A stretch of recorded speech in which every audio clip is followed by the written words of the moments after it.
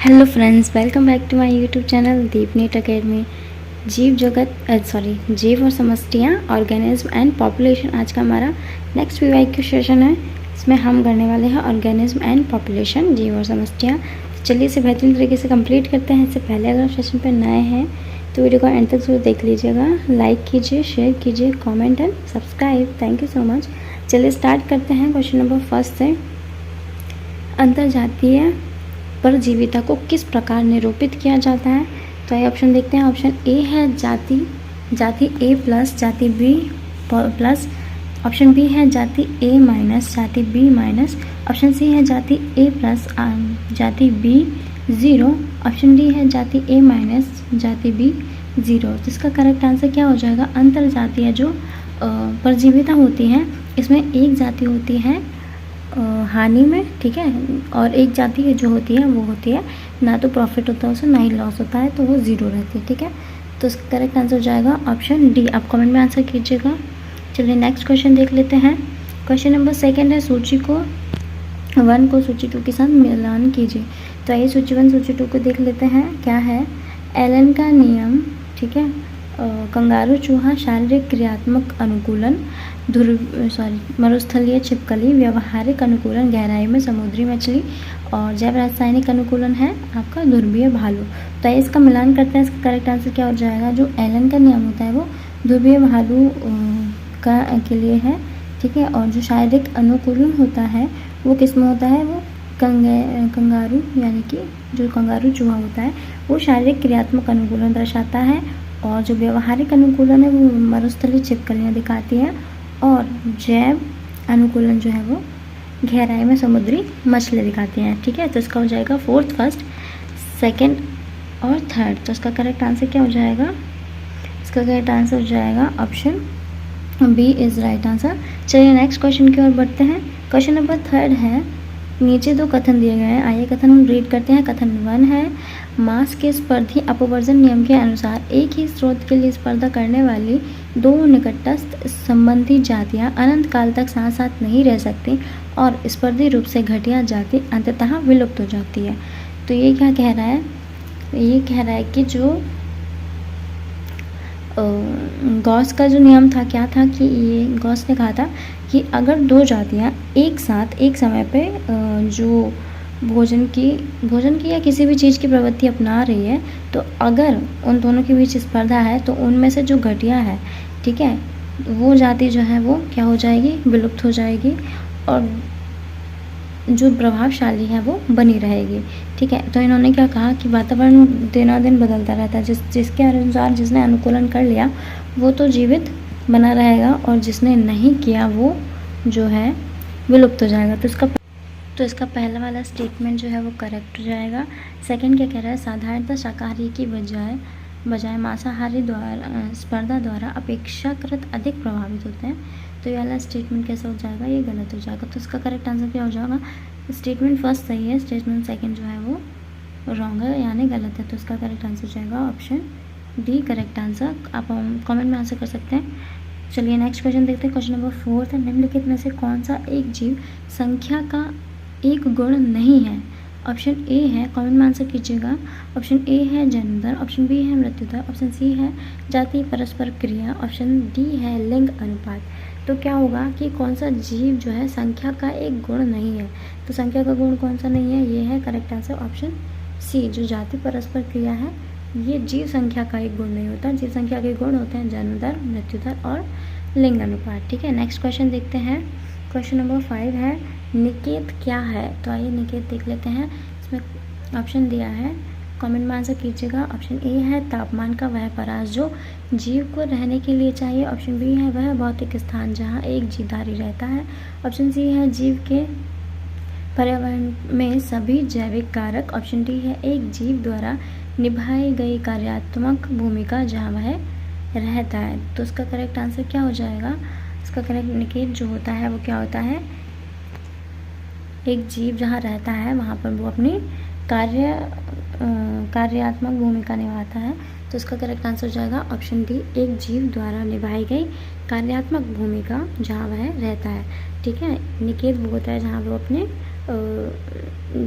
जहाँ वो निवास करके अपने जीवन के कार्य को करता है। ठीक है, नेक्स्ट क्वेश्चन है नेटिलिटी से क्या अभिप्राय है, कमेंट में आंसर कीजिएगा। ऑप्शन ए है आवास को छोड़ने वाले व्यक्तियों की संख्या, ऑप्शन बी है जन्मदर, ऑप्शन बी सी है मृत्यु दर, ऑप्शन डी है एक आवास में व्यक्तियों में के आने वालों की संख्या। तो इसका करेक्ट आंसर क्या हो जाएगा, इसका करेक्ट आंसर हो जाएगा नेटिलिटी होती है जन्म दर। ठीक है, जन्म लेने की जो दर होती है उसे नेटिलिटी कहते हैं। चलिए नेक्स्ट क्वेश्चन देखते हैं, समस्थानिकता कद क्या है।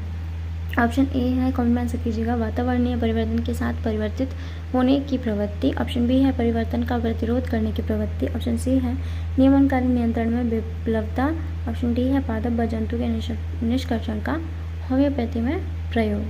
तो इसका करेक्ट आंसर क्या हो जाएगा, जो समस्थैतिक होते हैं वो क्या होते हैं, ये परिवर्तन का प्रतिरोध करने की प्रवृत्ति रखते हैं। ठीक है, तो करेक्ट आंसर है ऑप्शन बी। चलिए नेक्स्ट क्वेश्चन की ओर बढ़ते हैं, अमरबेल कसकटा किस एक का उदाहरण है, आइए देखते हैं, कमेंट में आंसर कीजिएगा।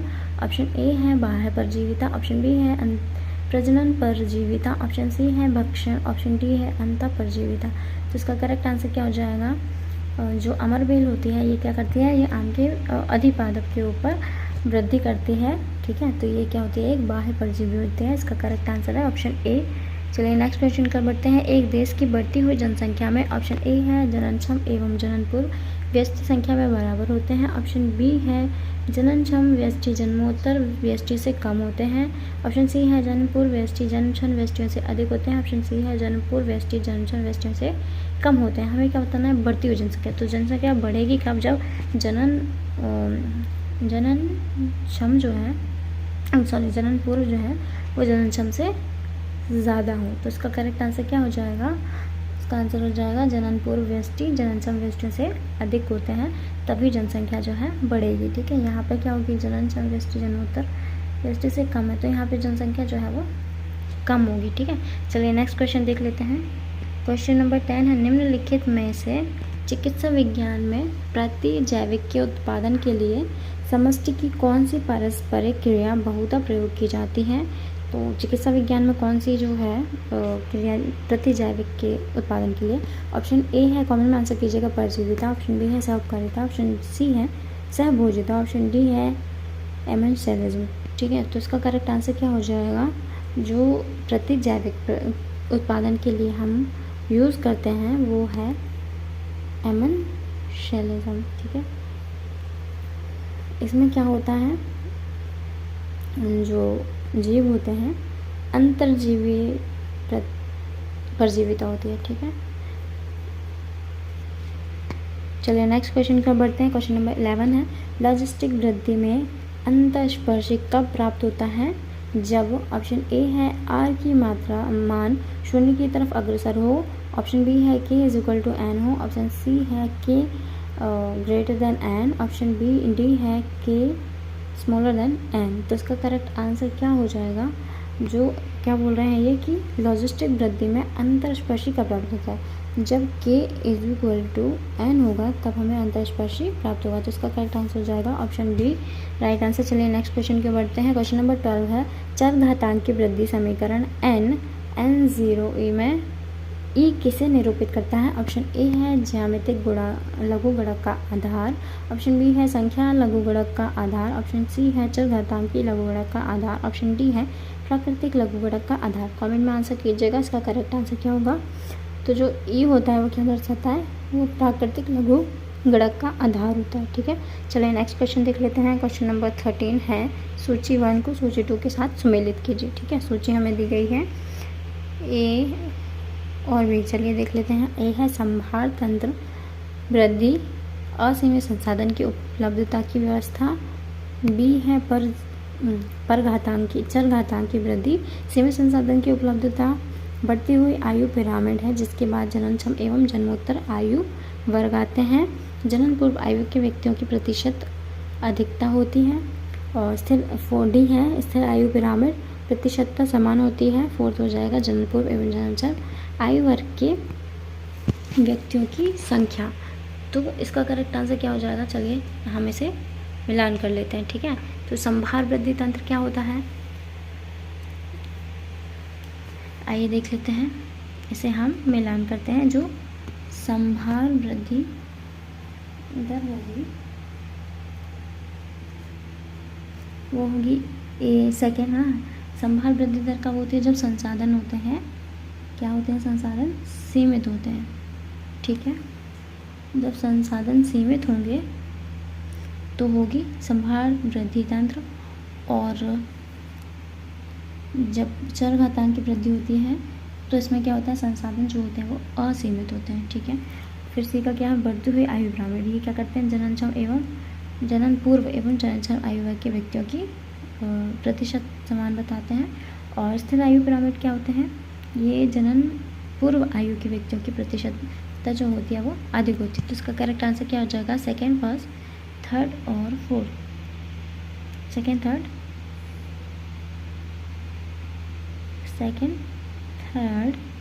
सेकेंड, फर्स्ट, थर्ड और फोर्थ। इसका करेक्ट आंसर हो जाएगा option B is right answer. चलिए नेक्स्ट क्वेश्चन की ओर बढ़ते हैं। क्वेश्चन नंबर 14 है, कवक मूल किसे कहते हैं? कमेंट में आंसर कीजिएगा। ऑप्शन ए है कवक रोधन, ऑप्शन बी है एमेंसलिज्म, ऑप्शन सी है प्रतिजीविता, ऑप्शन बी है सहोकारिता। तो जो कवक मूल होती है क्या करती है? ये उच्च पादप के साथ सहजीवी संबंध दिखाती है। तो इसका करेक्ट आंसर हो जाएगा ऑप्शन डी सहोपकारिता, ठीक है, क्योंकि इसमें दोनों जातियों को लाभ होता है, ठीक है। कवक को भोजन मिलता है और पादप को पोषण मिलता है, ठीक है। नेक्स्ट देखते हैं, नीचे दो कथन दिए गए हैं। कथन फर्स्ट है, गॉसी के स्पर्धी अपवर्जन सिद्धांत के अनुसार विभिन्न संसाधनों के लिए स्पर्धी जो निकटतम संबंधी स्पीसीज अनंत काल तक साथ नहीं रह सकती। और कथन सेकंड है, कस के सिद्धांत के अनुसार स्पर्धा के समय निकृष्ट निकला दिए जाते हैं। यह सत्य है, हो सकता है जब संसाधन सीमित हो। ऊपर दिए गए कथनों के प्रकाश में नीचे दिए गए विकल्पों का से सही उत्तर का चयन करें। तो आइए देखते हैं क्या होगा। ये गॉस क्या कह रहे हैं? स्पर्धी अपवर्जन सिद्धांत के अनुसार विभिन्न संसाधनों के लिए स्पर्धी जो निकटतम संबंधी स्पीसीज अनंत काल तक साथ नहीं रह सकती। तो सबसे पहले तो निकट संबंधियों के बीच स्पर्धा नहीं होती, ये दूरस्थ स्पीसीज के साथ भी हो सकती है, जैसे कि फ्लेमिंगो और आगंतुक मछली के बीच हुआ था, ठीक है। फ्लेमिंगो बाहर से आई थी और जो आगंतुक मछली थी उनके बीच उनके बीच क्या होता? स्पर्धा हुई थी, जिसकी वजह से जो मछली की कुछ जातियाँ हैं वो विलुप्त हो गई थी, ठीक है। तो ये वाला स्टेटमेंट हो गया गलत। फिर आते हैं हम गॉस की स्पर्धा के सिद्धांत के अनुसार स्पर्धा के समय निकटस्थ निकाला दिए जाते हैं, जो निकृष्ट होते हैं वो निकाल दिए जाते हैं। तो ये वाला स्टेटमेंट हो जाएगा करेक्ट। तो उसका करेक्ट आंसर क्या बनेगा? पहला सही है और दूसरा जो है पहला असत्य है, दूसरा जो है वो सत्य है। इसका करेक्ट आंसर हो जाएगा option C is right answer. चलिए इस PYQ सीरीज़ का ये वाला चैप्टर हमारा यहीं खत्म होता है। मिलते हैं नेक्स्ट सीरीज़ में नेक्स्ट चैप्टर के साथ। Till then take care, bye bye, thank you so much.